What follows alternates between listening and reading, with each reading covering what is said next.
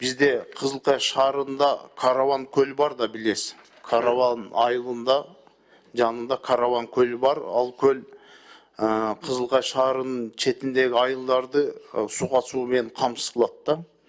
Азыркы учурда Кызылкая шаарынын жергиликтүү кеңештин депутаттары токтом кабыл алып сиздерге өткөрүү берди да. Азыркы учурда ошол иш кандай жүрүп атат?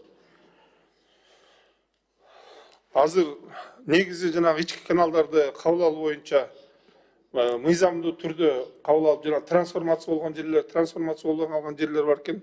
Ошонун негизинде суу кызматы иштеп атат. Мен азыр кайсы стадия экенин точно айта албайт экенмин, мен сизге билип туруп анан айтайын. Сиз билип туруп ошо Караван көлү жана ошо Кызылкая шаарындагы Ак булак каналдары бар.